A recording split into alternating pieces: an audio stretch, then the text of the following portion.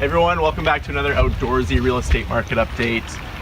This month we are in Galwin-Todd Regional Park and we're hiking Mount Work, and we're going to be going over the entire year of 2018, reviewing stats. And in some of my past videos, a lot of the stats have been really broad, and I decided to split them up into different sections. So not only are we just looking at all of Victoria, but it'll be the core, West Shore, and the peninsula split up, so it's a little more specific.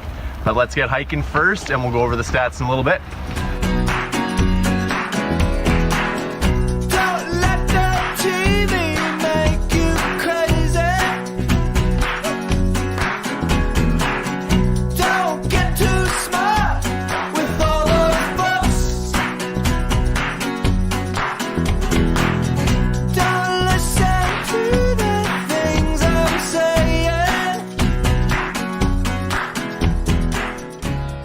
All right, here we are at the top of Mount Work. Beautiful day, it's January 4th. Look how lucky we are to be living in Victoria. And getting back into the stats now. So again, we're gonna start with the core, so close to downtown. The average single family home price is $858,600, up 3% from last year. Townhomes are $655,800, up almost 6%. And condos are $502,000. Up 7.6%. It's also taking the average property about 45 days to sell, and we're at about 5 months of inventory.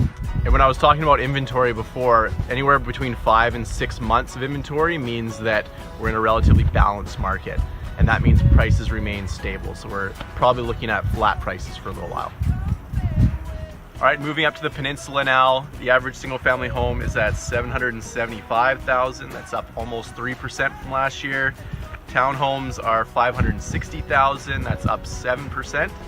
And condos are $488,000, and that's up just over 10%. It's taking the average property up the peninsula 50 days to sell, and they're sitting at about 5.5 months of inventory right now too, so still a balanced market there. And rounding everything out at the West Shore, single family homes are at $630,700, up 7%.